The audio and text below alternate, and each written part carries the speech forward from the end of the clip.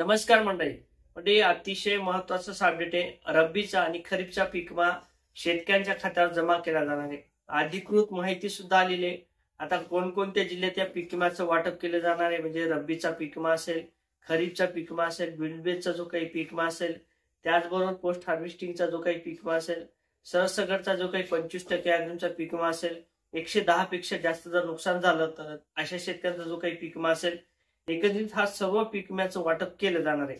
मग आता कोणकोणत्या जिल्ह्यात पीक विमा कशा पद्धतीने वाटप केला जाणार आहे, त्या जिल्ह्यासाठी किती निधी आलेला आहे आणि कोणते मंडळ आहेत की त्या मंडळाला काही दिवस पीक विम्याची प्रतीक्षा परत करावी लागणार आहे. म्हणजे 110 पेक्षा जर जास्त नुकसान झालं असेल, कुठे 50,000 रक्कम दाखवत असेल, कुठे 60,000 रक्कम दाखवत असेल, कुठे 25,000 रक्कम दाखवत असेल, तर अशा शेतकऱ्यांचा पीक विम्याची रक्कम ही कधी वाटप केली जाणार आहे या संदर्भात आपण सविस्तर माहिती या व्हिडिओच्या माध्यमातून समजून घेण्याचा प्रयत्न करणार आहोत.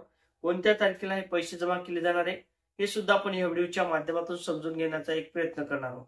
परंतु मंडळी, त्यापूर्वी चॅनलवर नवीन असाल, असेच नवीन अपडेट आपल्याला घ्यायचे असतील पीक विम्याच्या संदर्भात, नुकसान भरपाईच्या संदर्भात, त्याचबरोबर पीएम किसान योजनेच्या संदर्भात, शेती उपयोगी जे काही योजना असतील त्या संदर्भात नवीन अपडेट घ्यायचे असतील तर नक्कीच चॅनलला एक वेळ सबस्क्राईब करून घ्या, जेणेकरून आपल्याला नवनवीन अपडेट या चॅनलच्या माध्यमातून दिले जातील.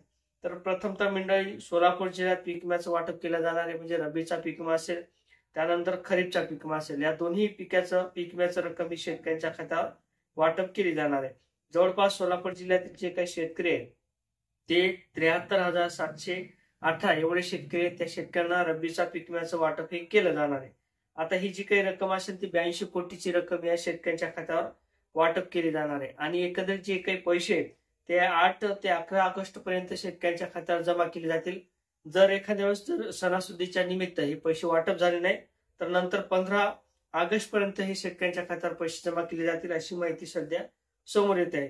त्याचबरोबर बार्शी जिल्ह्यात सर्वाधिक पीक विम्याचं वाटप केलं जाणार आहे.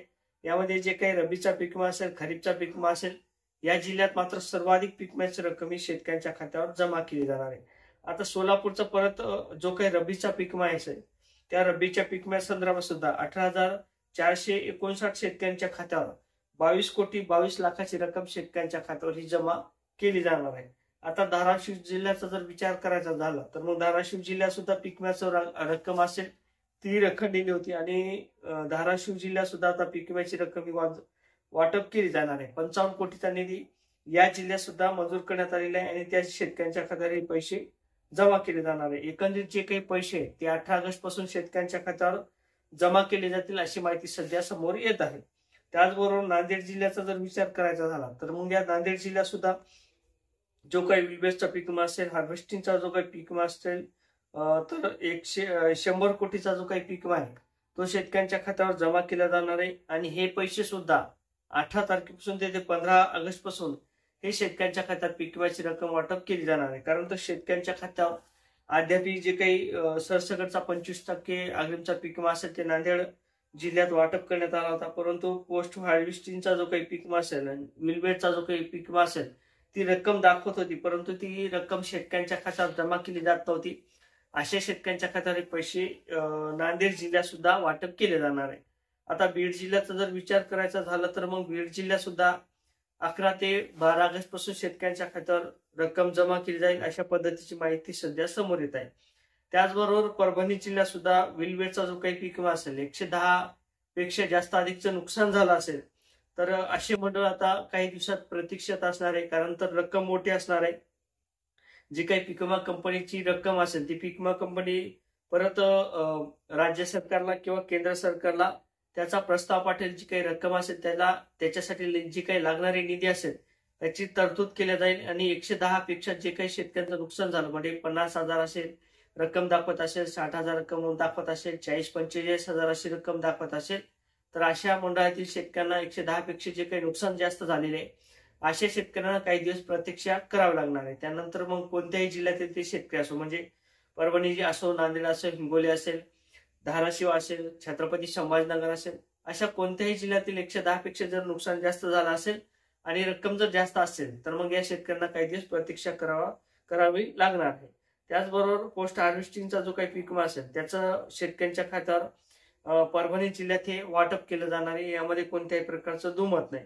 याचे पैसे सुद्धा 15 ते 15 ऑगस्ट पासून शेतकऱ्यांच्या खात्यावर हे जमा केले जाऊ शकतात किंवा 15 ऑगस्ट ते 18 ऑगस्ट पर्यंत हे शेतकऱ्यांच्या खात्यावर जमा केले जाणार आहे. त्याचबरोबर आता हिंगोली जिल्हा सुद्धा शेतकऱ्यांच्या माध्यमातून व्यक्तिगत क्लेम दाखल केले होते.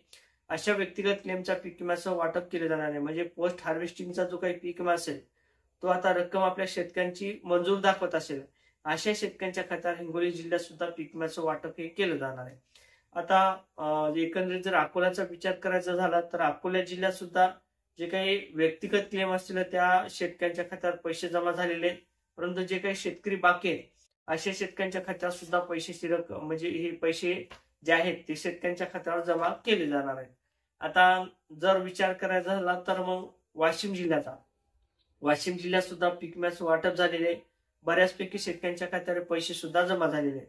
परंतु 110 पेक्षा जर आपलं अधिकचं नुकसान असेल आणि पोस्ट हार्वेस्टिंगच्या जर आपण क्लेम केला असेल तर त्याची रक्कम जे काही आपली मंजूर असेल अशा शेतकऱ्यांच्या खात्यावर निश्चितच हे पैसे जमा केले जाणार आहे. आता त्याचबरोबर अमरावती जिल्ह्याचा जर विचार करायचा झाला तर मग अमरावती जिल्ह्यात सुद्धा शेतकऱ्यांच्या माध्यमातून व्यक्तिगत क्लेम दाखल केले होते. पोस्ट हार्वेस्टिंगचा असेल, विलवेचा पीक विमा असेल, तो जर आपला मंजूर दाखवत असेल, रक्कम जर दाखवत असेल तर अशा शेतकऱ्यांच्या खात्यावर सुद्धा 20 तारखेनंतर हे पैसे जमा केले जातील अशा पद्धतीची माहिती सध्या समोर येत आहे. त्याचबरोबर यवतमाळ जिल्ह्याचे शेतकऱ्यांच्या खात्यावर 1000 रुपये, कुठे 2000 रुपये अशा पद्धतीने पीक विम्याची रक्कम ही वाटप झाली होती. विलवेचा जो काही पीक विमा असेल आपला जर मंजूर दाखवत असेल तर अशा शेतकऱ्यांच्या खात्यावर सुद्धा, यवतमाळच्या शेतकऱ्यांच्या खात्यावर सुद्धा हे पैसे जमा केले जाणार आहेत. यामध्येही कोणत्या प्रकारचं दुमत नाही. आता 110 पेक्षा जर इतर जिल्ह्यात कोणत्याही जिल्ह्यात जर नुकसान झालं असेल आणि तो जर आपला पीक विमा मंजूर दाखवत असेल म्हणजे 50-60 हजार काय 40-50 हजार जी काही आपली पूर्ण रक्कम दाखवत असेल त्या पैशाच्या खात्यावरती ते पैसे खात्यावरती जमा होण्याकरता टाइम लागणार आहे. कारण तर कोणताही जिल्हा असेल 110 पेक्षा जर त्या मंडळात अधिकचं नुकसान झालं असेल तर अशा शेतकऱ्यांना काही दिवस प्रतीक्षा ही करावं लागणार आहे. म्हणजे मी सांगितल्याप्रमाणे जे काही पीक विमा कंपनी असेल त्याच्या माध्यमातून परत एकदा निधीची मागणी केली जाईल आणि ती निधी मंजूर झाल्यानंतर जी काही रक्कम आपली मोठी असेल त्या रकमेची पैसे शेतकऱ्यांच्या खात्यावर हे वर्ग केले जातील. आता ज्या जिल्ह्यात मग बरेच शेतकरी म्हणतील की आमच्या जिल्ह्याचं वगैरे नाव नाही, या जिल्ह्याचं नाव नाही, त्या जिल्ह्याचं नाव नाही. आता ज्या पद्धतीने हे अपडेट मिळालं त्या पद्धतीने ह्या शेतकऱ्यांच्या खात्यावर कन्फर्म हे पैसे जमा केले जाणार आहेत. अशाच पद्धतीने जर आपल्या जिल्ह्याच्या संदर्भात काही नवीन अपडेट आलं तर नक्कीच आपल्या चॅनलच्या माध्यमातून नेहमीच माहिती घेण्याचा एक प्रामाणिक प्रयत्न केला जाणार आहे. आता बऱ्याच शेतकऱ्यांना काय वाटते, एखादी माहिती दिल्यानंतर उद्याच पैसे मिळायला पाहिजेत, परवाच्या दिवशी पैसे मिळायला पाहिजे आणि एखाद्या शेतीविषयी जर आपण चांगल्या पद्धतीची माहिती दिली, मग शेतकऱ्यांच्या शेती संबंधित असेल, रस्त्याच्या संबंधित असेल किंवा इतर काही योजनेच्या संदर्भात जर माहिती दिली तर मग ते शेतकरी पीक विम्याच्या व्यतिरिक्त माहिती बघत नाही, त्या व्हिडिओला लाईक सुद्धा येत नाहीत, व्ह्यू सुद्धा येत नाहीत. आता मला काय वाटतं की नेमकं शेतकऱ्यांना पैशाच्या संदर्भातच व्हिडिओ टाकल्यानंतर ते आवडतात का हे त्यांचा प्रश्न असणार आहे. परंतु एखादी प्रामाणिक जर माहिती दिली तर त्याला इग्नोर करतो आपण, ती माहिती पाहत नाही. खरं तर ती माहिती आपल्यासाठी महत्वाची असणार आहे. पीक विमा असेल, नुकसान भरपाई असेल, 4 रुपये आपल्या खात्यावरती आले म्हणजे आपल्याला ही परिपूर्ण माहिती मिळाली असं नाही. इतरही शासनाच्या योजना येतात त्याच्यापर्यंत आपण पोहोचलं पाहिजे किंवा जर एखादी गोष्ट आपल्याला मिळाली नाही तर त्याच्यासाठी आपण उठाव सुद्धा केला पाहिजे. अशाच संदर्भात मी काही व्हिडिओ टाकल्यानंतर ते कदाचित पाहत नाहीत किंवा त्याच्यापर्यंत ती शेतकऱ्यापर्यंत पोहोचत नसतील. याच्यात मला तरी काही माहित नाही. परंतु निश्चितच नवीन अपडेट घेण्याकरता, माहिती घेण्याकरता नक्की चॅनलवर नवीन असाल तर परत एकदा सांगतो, या साईडला काळं बटन दिसेल सबस्क्राईबचं, त्याच्यावरती क्लिक करा. काही कमेंट असेल ते करायला विसरू नका.